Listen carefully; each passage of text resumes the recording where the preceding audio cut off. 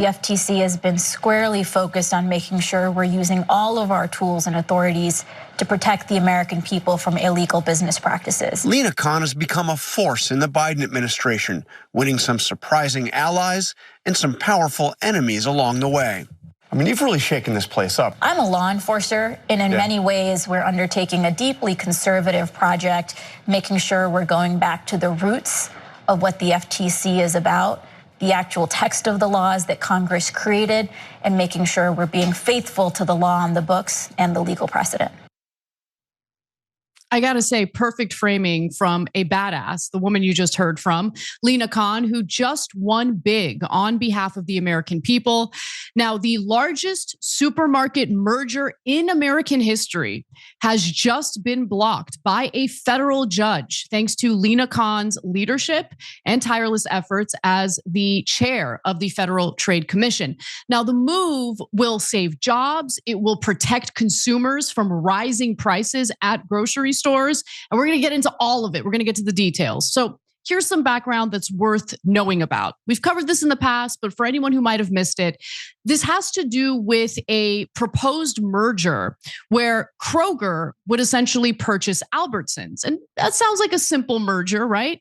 Except these two companies actually have a lot of other supermarkets that fall under, their umbrella. So this merger, which was announced back in 2022, would lead to Kroger shelling out $25 billion to acquire Albertsons. Now, if the deal were to be approved, it would combine the fifth largest and 10th largest retailers in the country.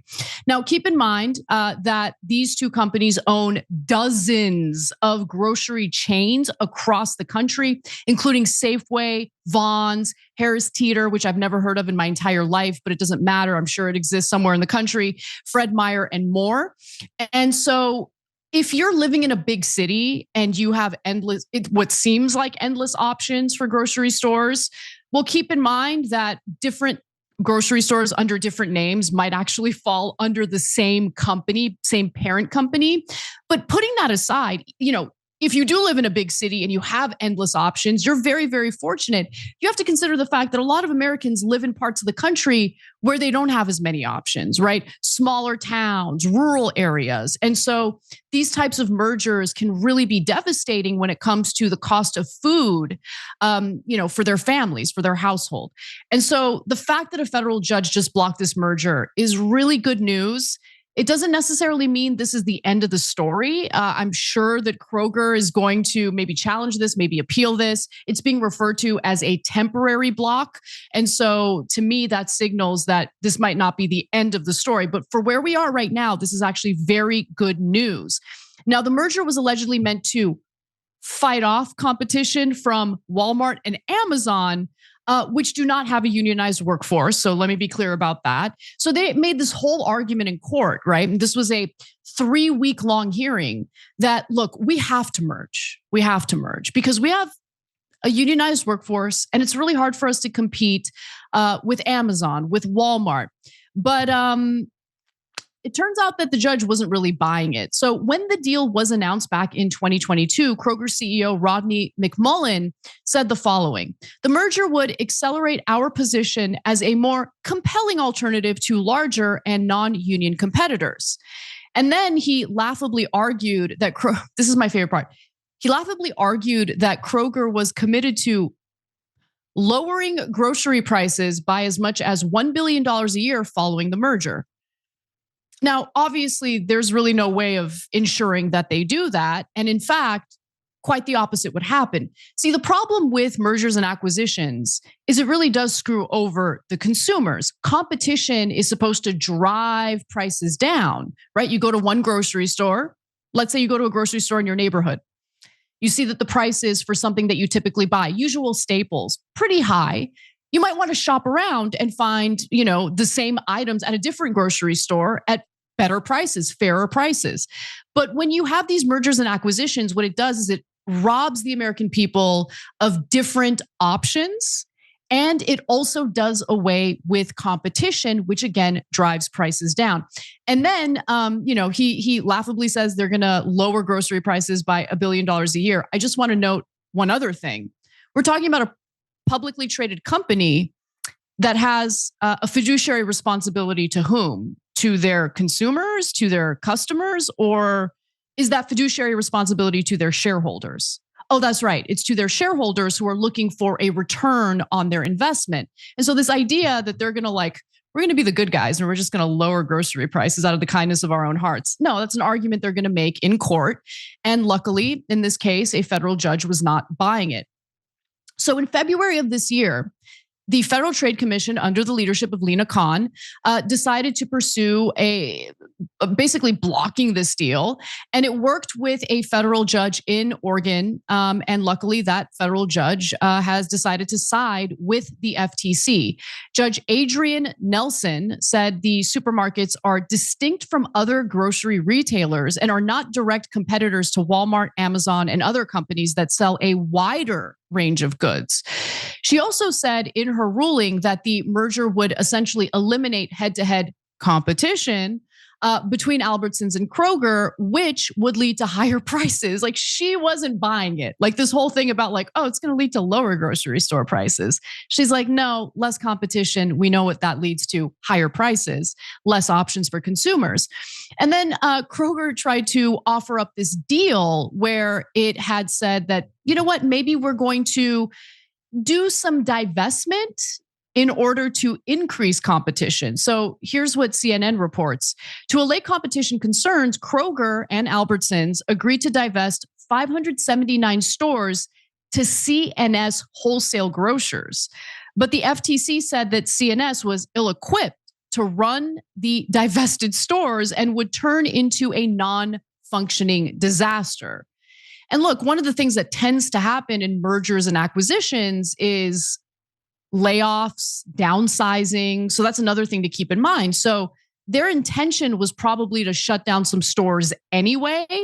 And so this idea of divesting from 579 stores and allowing CNS, a company that isn't well equipped to deal with that, to essentially take over those stores. They knew that those stores were likely to fail anyway, but that was their way of trying to sweeten the deal and get the judge to side with them in this case.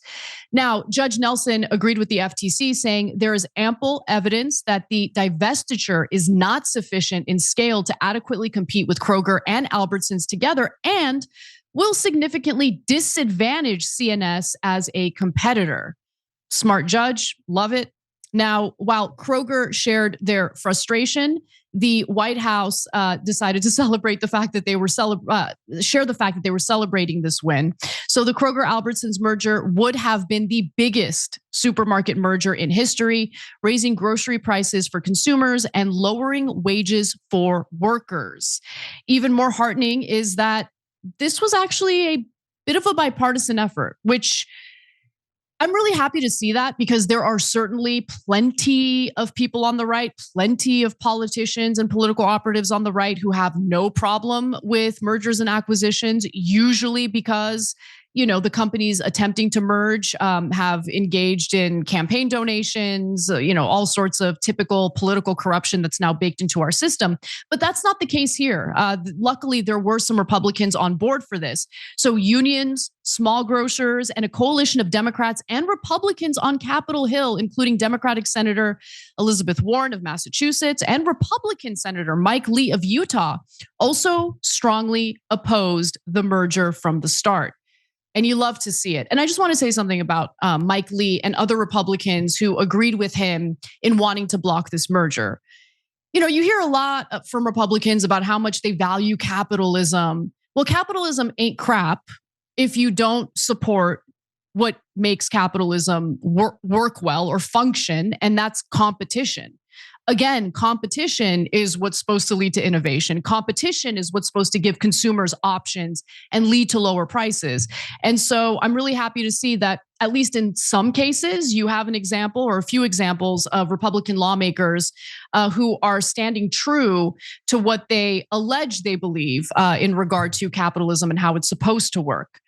Now, I want to just quickly pivot to the bigger picture when it comes to mergers, because look, the grocery store sector of the economy has definitely seen quite a bit of mergers and acquisitions. So I want to share this stat with you guys because it gives you a sense of how bad it's been. So in 2019, the 20 largest retailers controlled 64% of total food sales, more than double the share from 1990, according to the Agriculture Department. So starting with the Reagan administration and some of the deregulation and antitrust loosening that he pursued, you started to see an acceleration of mergers and acquisitions in general, right? Not just when it comes to grocery store chains, but other sectors of the economy as well. And that has been to the detriment of the American people. Workers lose their jobs, consumers have less options, prices rise, and that happens simultaneously with wages stagnating, with the trend of globalization and jobs being outsourced. And so when you take a step back and you look at the whole of our economy and what has happened to it in recent decades, you have a better understanding about how some of the policies that have been implemented intentionally by our lawmakers, by various administrations, have really weakened the buying power of consumers, weakened the ability to earn living wages for American workers. And so I'm really happy to see the FTC fighting the good fight on issues like this and actually doing what the FTC is supposed to do, which is enforce antitrust laws. That's what Lina Khan has been doing. And while, there's a lot of whining about it, even from self-described Democrats like Reid Hoffman, who heavily funded Kamala Harris's campaign and made it abundantly clear on CNBC that he wanted Kamala Harris, should she get elected, to do away with Lina Khan. All of these, incredibly wealthy people want to weaken the FTC, do not want the FTC to enforce our antitrust laws. But if you are someone who wants to prevent the rise of socialism in America and you want to protect capitalism, the best way to do it is to actually pursue the spirit of what capitalism is allegedly supposed to be, which is, fostering an environment of competition, ensuring that, these monopolies are not formed. And, Lina Khan's actually doing the work. Now, unfortunately, Lina Khan will be replaced in the Trump administration. And that's something that, he, in my opinion, deserves a lot of criticism for, because Lina Khan has done really great work, and her replacement is not interested in pursuing antitrust enforcement the way that she has been doing so. But one final thing that I'll say about Lina Khan, it's not just about pursuing specific cases of mergers and acquisitions. It's that when you have a leader, when you have a chair of the FTC who actually has the courage to pursue the blocking of these mergers and acquisitions, it creates like a paralyzing effect in the economy when it comes to other possible mergers and acquisitions. If you have a cop on the beat, you're less likely to pursue mergers and acquisitions that that the FTC is likely going to fight back against. And so when there is no cop on the beat, well, that's usually when crime is committed because there's less likelihood of punishment or less likelihood of someone intervening. And so that's something to keep in mind. If you enjoyed this video, that's because of our members. They make us independent, they make us strong, and they make us honest. Become a member today by hitting the join button below.